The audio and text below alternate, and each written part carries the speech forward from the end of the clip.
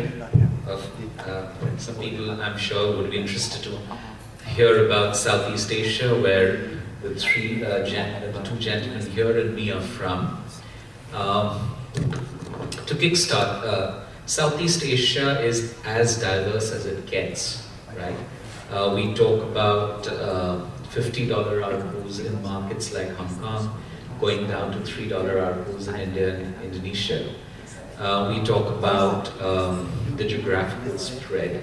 We talk about diverse technologies which are deployed across the markets. We talk about smartphone penetration, which is in some markets barely 10%, while it's hitting the high 60s or 70s in some. Starting off with you, Idris, if you could just, because I understand based on all your assignments, you've had a great perspective of the whole region. Why don't you talk us through what Southeast Asia from telecom perspective is all about? Okay, so Southeast Asia, if you, let's focus a little bit more on the mobile side rather than overall telecom. So like you said, it is a very diverse market, right? So you look at very early emerging countries like Indo-China region, Cambodia, Laos, maybe Vietnam, to the next set of emerging countries like Indonesia, for example. Then you move on to countries like Malaysia, Brunei, and then advanced countries, developed countries like Singapore, for example. So from an ARPU perspective, yeah, from $3 anywhere to $50 plus dollars. From a penetration rate, but the penetration rates are going up in emerging countries as well. But the penetration rate goes anywhere from 50% to 150%, right? Then from a services perspective, again, in emerging Indo-China countries, the primary cash cow is still voice and SMS. The majority of the revenues come from there, including Philippines, for example. To countries like, again, like Singapore, where data is becoming a bigger and bigger chunk of their revenue. In Singapore, for example, the perception is that 80% or over 80% of all new phones are smartphones. In Brunei, it's about 50% of all new phones, at least 50% of all new phones are smartphones. So again, it's a very diverse market from an ARPU perspective, from a services perspective, from a penetration perspective, you name it.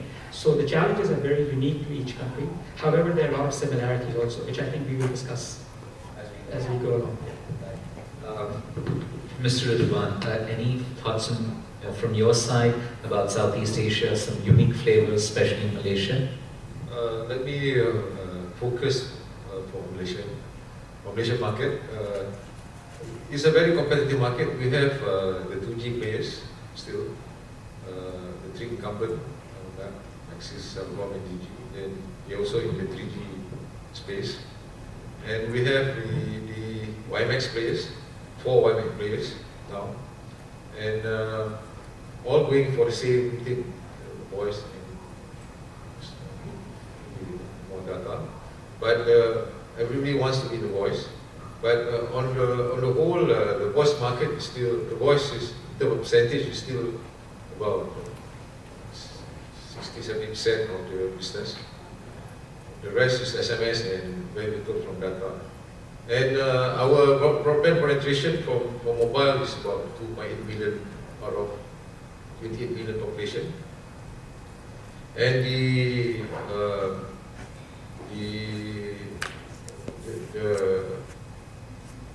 business is now is critical, mission critical for the companies to ensure the customers that we have retained with us, and the loyalty program should be the critical thing now, so that you get your you still can maintain the subscriber base.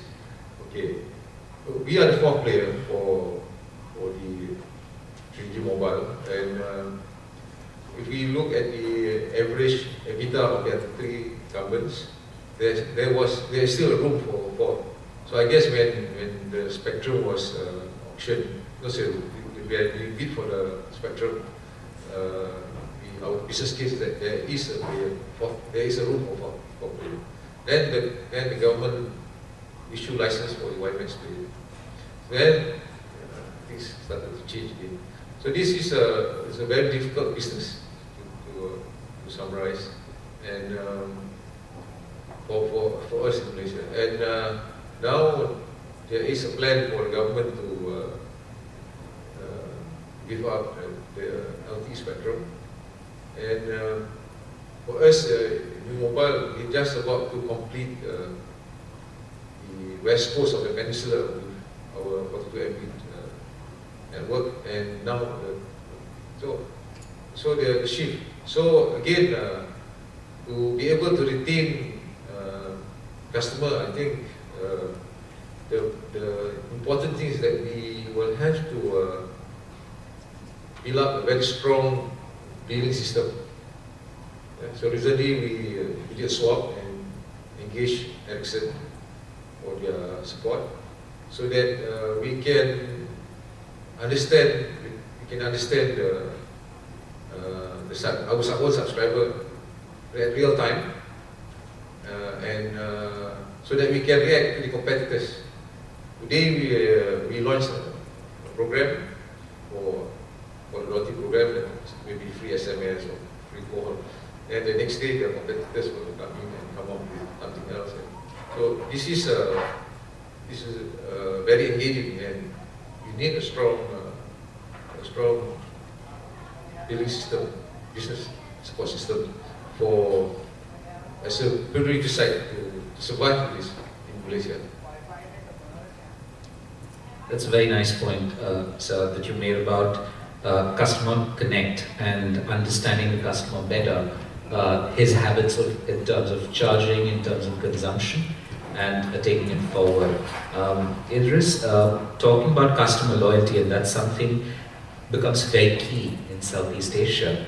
We heard in the morning half how floodgates were opened up by regulators. So hence, in places like Cambodia, etc., and hence 12 operators have jumped in the fray, and there's not enough money going around or for the pie for people to survive. Couple that with the growth of data, and customers are getting smarter, devices are getting smarter, they're having more smarter devices in their hands.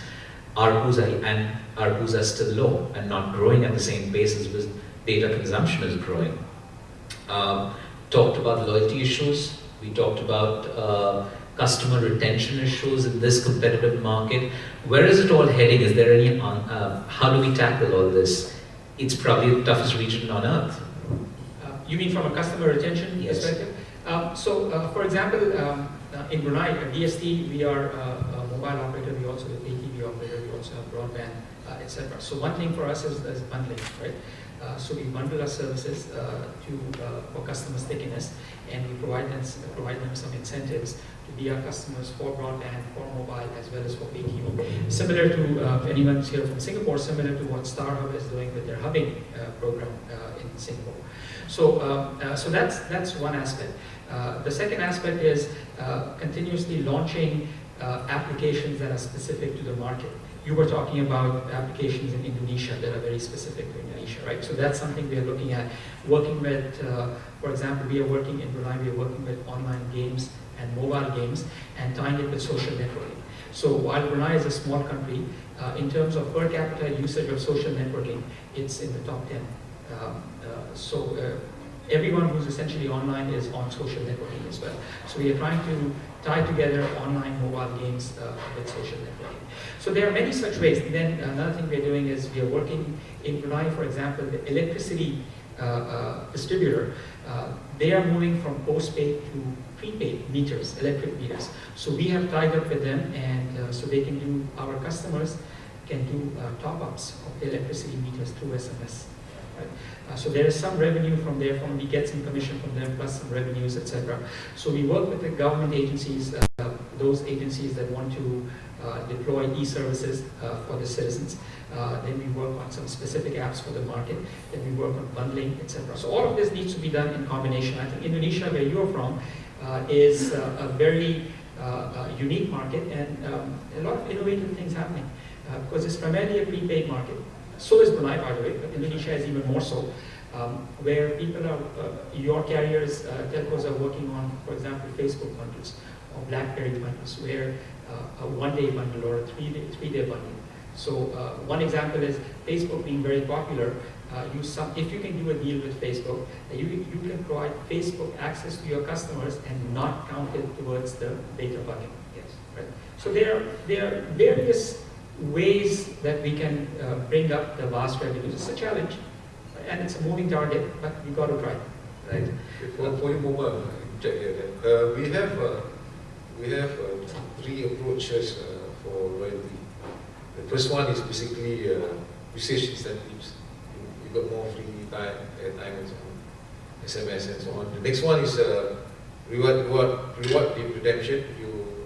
After a certain period, you can swap the program with another service.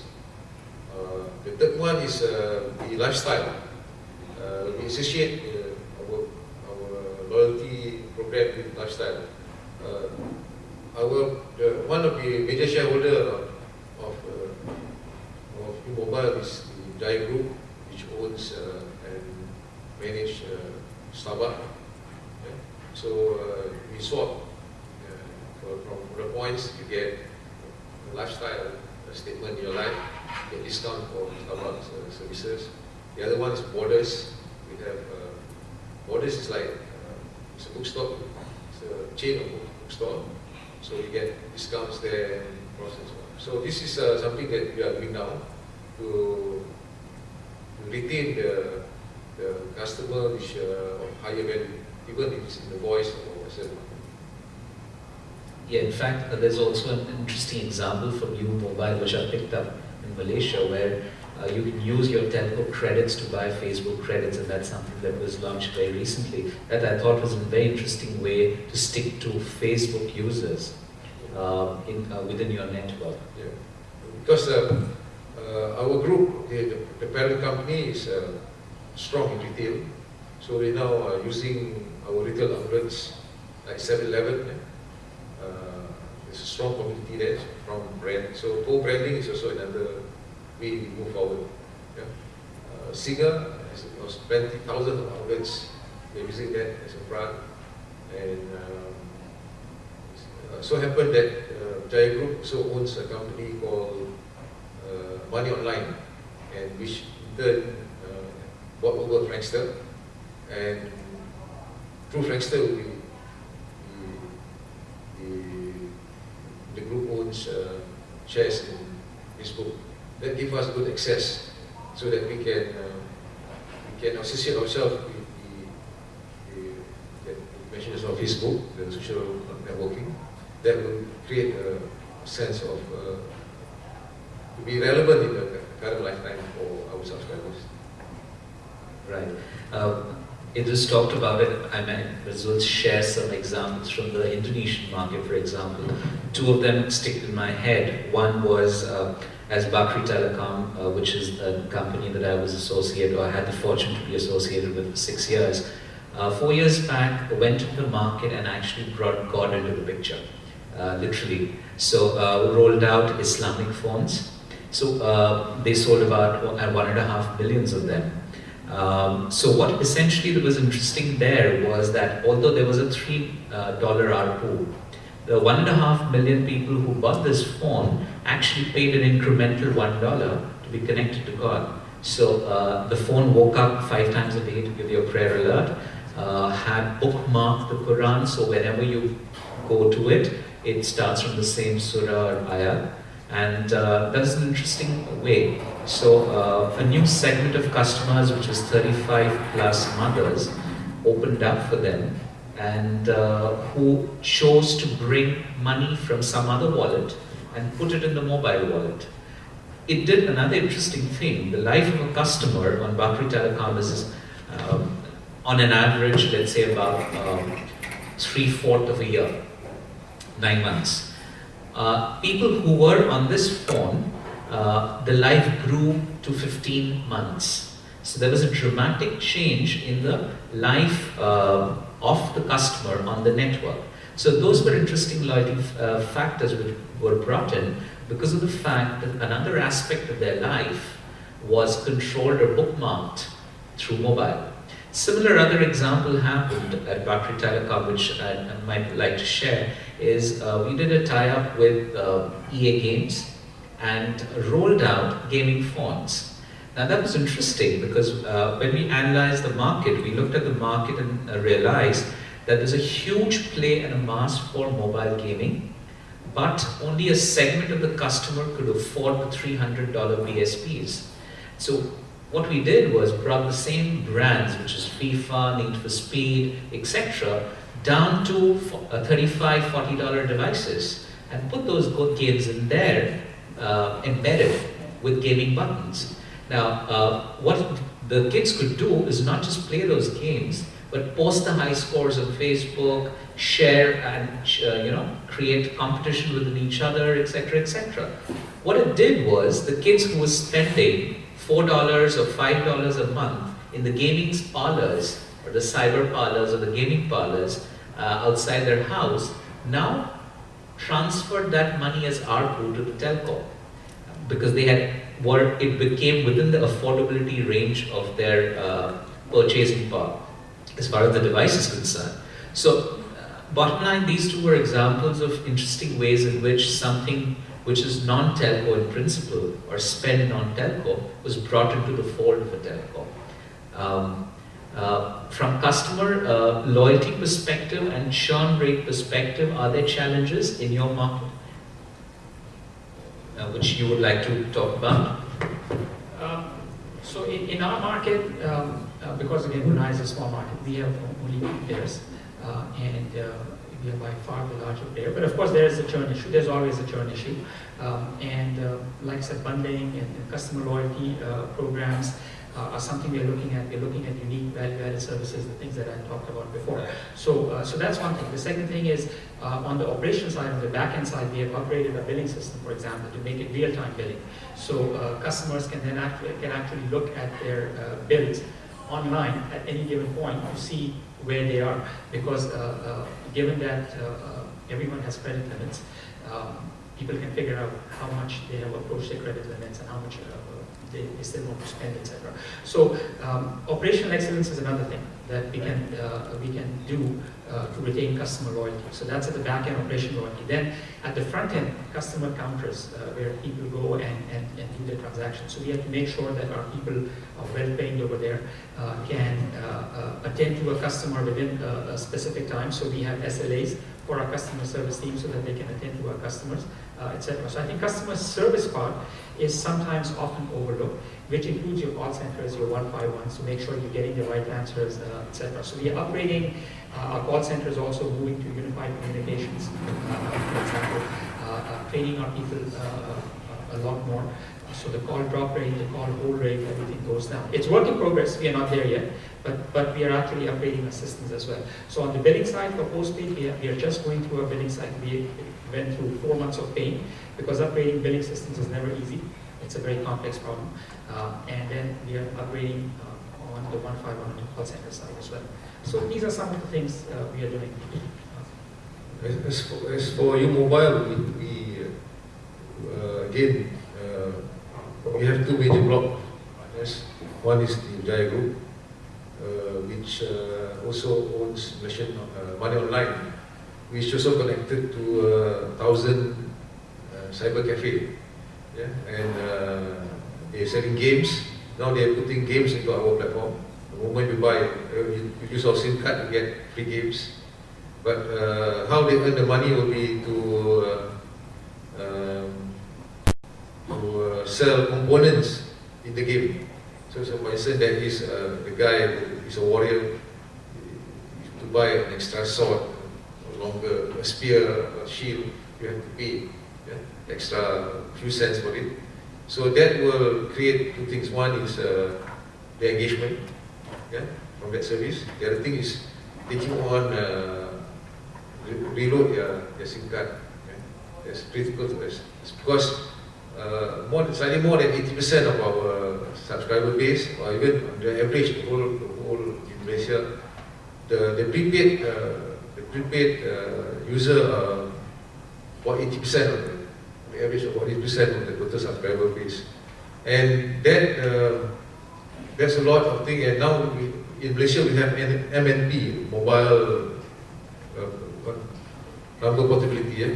So that means that the guy can also change account or even their postpaid. So the customer loyalty program has to be in place, and we have to, our boys are really working.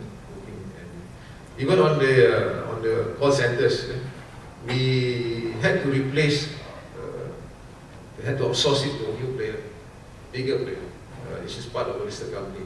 Before it was just a small company, but they just can't handle the traffic, and response time was poor and all. So we just take it like outsourced to the other guy. So this is what we're doing, and there'll be more bundling service. I agree with you. Since we are a 3G player, we want to.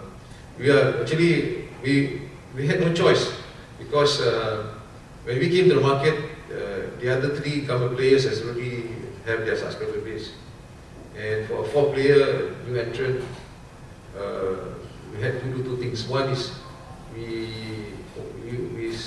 roll out our network in the Klang Valley, which is around Kuala Lumpur, and we also managed to get Celcom to allow us to roam on the network. So the first day we launched, you can be connected voice and GPRS for the whole country. So that is a way that means that people start coming to our service. But the other one is that we managed to accomplish was the infra sharing.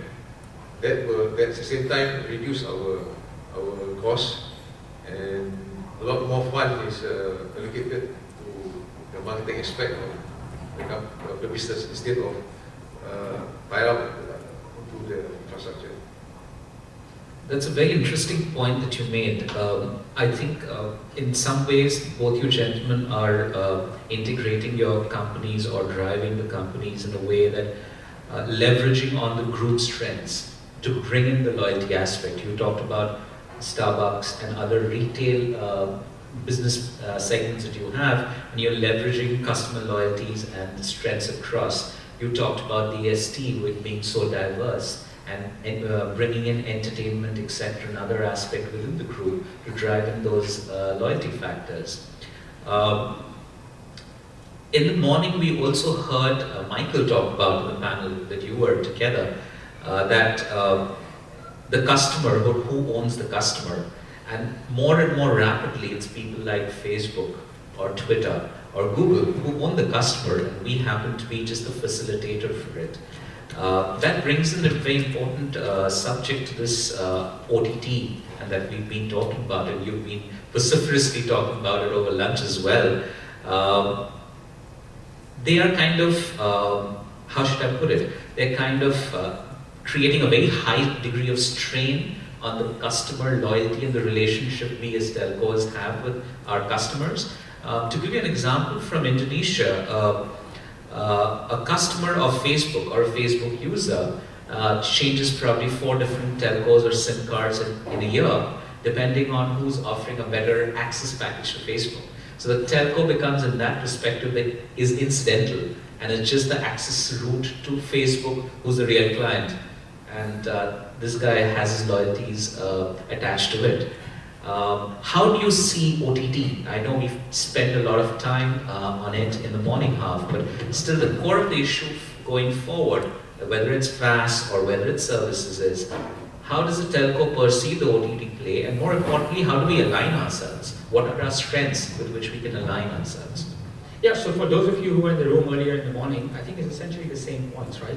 Telcos or mobile operators need to find ways to partner with the OTTs, do some sort of revenue sharing, offer them some specific levels of service if they do agree to do revenue sharing, and take it from there. So there are many different models being looked at, advertising-based model, or just revenue sharing on the application side, etc. Right now what happens is, if you look at, if someone downloads an application from Apple, iTunes, basically the revenue is just shared between Apple and the content provider. That's right. The telco doesn't get anything most of the time. But there needs to be some mechanism where telco also plays a part in this, given that we are the ones spending the hundreds of millions of dollars on capex to make this possible. Right? The fact that a consumer can download an app from Apple is because of the capex being spent by mobile operators, and yet we are not partaking in the revenue stream. So there needs to be some mechanism, and there is a lot of work going on how telcos can monetize this. But essentially, like I said, we need to look at different business models, change our business models, and see if revenue sharing is possible. Right. I think a point which was nicely made by both you gentlemen was the telcos upgrading their billing systems and understanding the customers' buying habits, consumption habits, and spending habits a lot more. We also know that Southeast Asia is highly prepaid market, 80% in yours, Indonesia goes up to 95, etc. So what telcos is sitting on is actually a gold mine, which is a distribution system for payments, which is prepaid, and that's unique to Asia and unique to the telcos in those markets. And that's something that we can facilitate to the OTT players instead of buying Apple iTunes or buying applications downloaded from there. How do you tackle that when you come to Malaysia, or how do you tackle that when you come to Indonesia in terms of prepaid markets? You can't link it to bank accounts or credit cards. How do you take it forward? That's an interesting play, probably as telcos. We haven't exploited that much. Any thoughts on that? For us, Malaysia have about almost 2 million foreign workers coming from the region working with us. Maybe quite a number is illegal. We run a survey from Indonesia alone, recently about 700,000 illegal, but we have legalized them now. The point is, what we did was to say this, we have 3 strong incumbent players, and for us to start at the time, we have to focus somewhere first, where while we are doing we're looking for the quality subscribers, we also have to go in for this market. And what we did was through STT. The other media block of the shares owned by STT Singapore, which is shareholder of controlling shareholder of StarHub. So we managed to come out with discounted rates from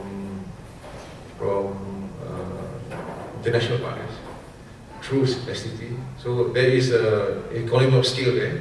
So we get volume discount through STT, and with that we provide these benefits back to the immigrant workers, so forth. And it's working well for us.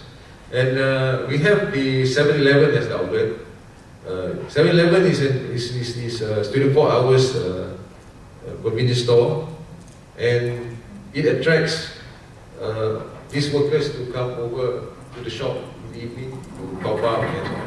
So that now U Mobile is the biggest telco in terms of transaction in 7-Eleven. Not because of that, not because we are a sister company, but we position ourselves very strongly with them. So not only co-branding, but we get these foreign workers to come and subscribe just more other services on top of just top up, and the other market that we focus on is on the youth market, that is students. There's a lot of programs there, family programs, but like I mentioned earlier, the critical thing is the response time. You have to respond quickly to what the competitors are doing.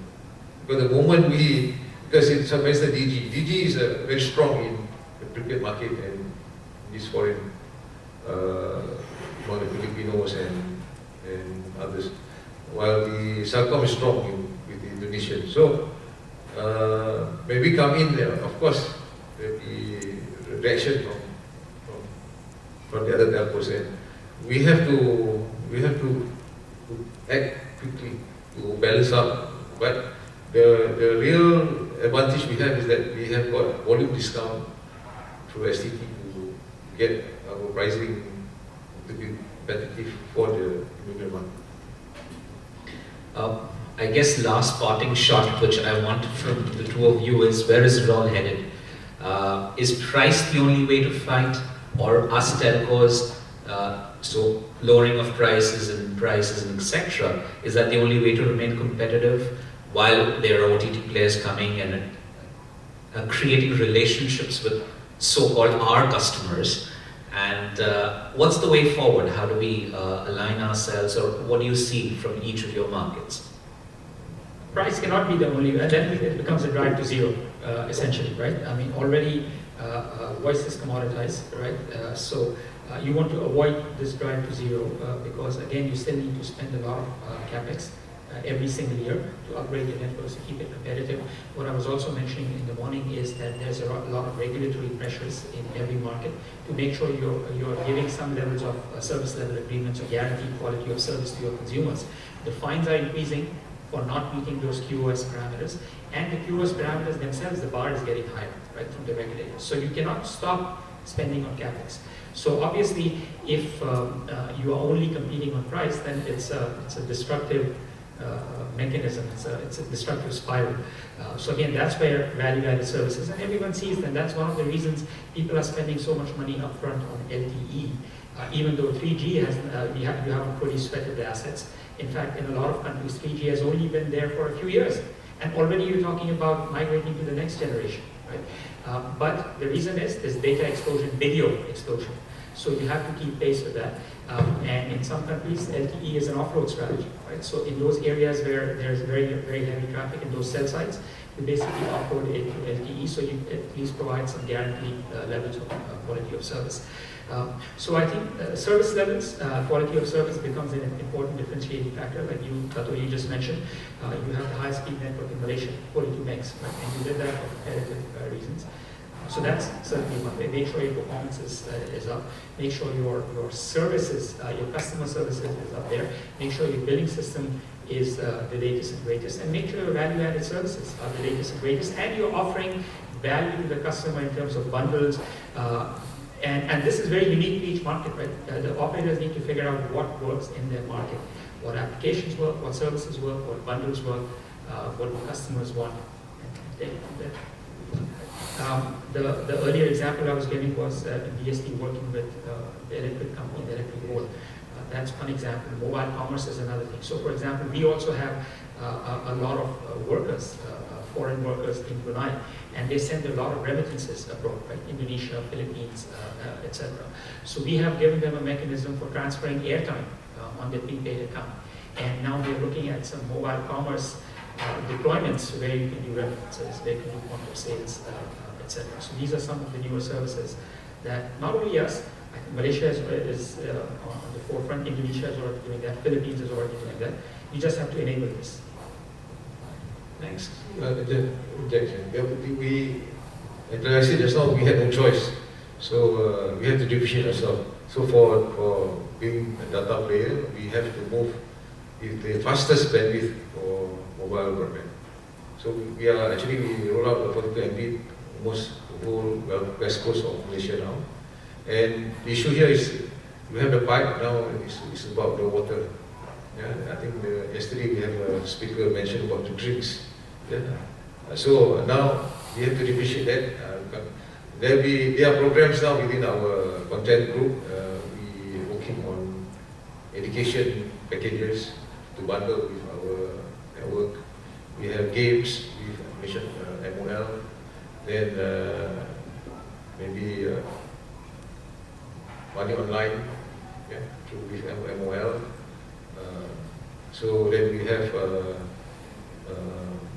future, we'll be going for multiplayer games where they can compete on distance. This is what we're working on. Then on the entertainment side, we are working with the team in a group which is doing CDN, Content Delivery Network, which will stream TV channels. It may be free to air or the pay TV. We have worked out, we have spoken to Astro that we may buy some of the content to go on this. And we will stream channel first, in the future. Then these channels, it's rich content, it's HD quality, and we will entice e-commerce on the platform. I think that would be the next step there. And we are pushing for, we are working with MCMC and MDEC. MDEC is the body, Malaysian government body to encourage IT, and they are coming out with content, local generated content will be where we want to focus. Because Astro was successful because they managed to change their content from voting channels to quite a number of locally aggregated channels, and they are doing well there. So we are following that model over. So basically we need the Astro, the mobile devices and smart devices. So we're going to catch up.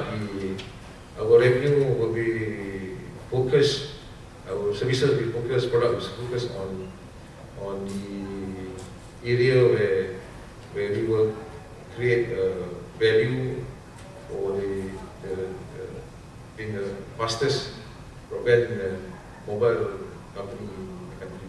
And our network is near LTE ready.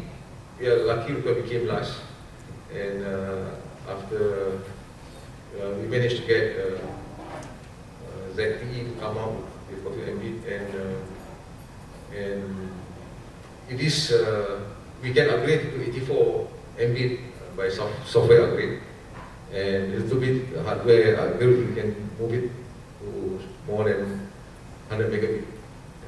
So that like put us as the number one in that area to position ourselves, and that's where we want to, like I said just now, for the cash cow now is the voice and SMS, but eventually we will have to move to the data side, and we want to build up a lot of product and services.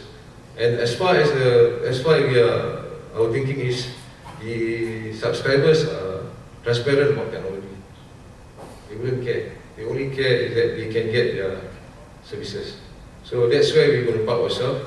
We'll be providing a lot more services. Right now, we have also the advantage of STT being our partner. So we have a lot of roamers from Singapore. Now there is no different billing. The price that they pay here and they pay in Malaysia and they pay in Singapore is the same. So I think this volume will pick up. Then through STT we get termination revenue stream. So I guess with this, even if the OTT getting more their presence felt within all the networks, but by generating content which is within the country, from the country, there'll be a way to challenge them. And if you see Astro report through ST Nielsen, even though there are many channels that they brought from all over the show internationally, but the local contents are the one that getting the viewership from the Malaysian viewers. So if we can reformat, and furthermore, this 3G game future is also the game of content, not purely voice and SMS. So we felt that if we can really build up there, we will have the strategic advantage. Thank you. Thanks a lot.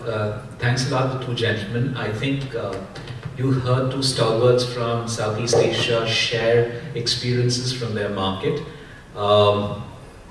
Each market is unique, so is Southeast Asia, and they've shared some of their experiences, some of the strategies going ahead. Any questions you would like to direct to these gentlemen? We have probably time for just about one. I think let's close it and wrap up. Thanks a lot.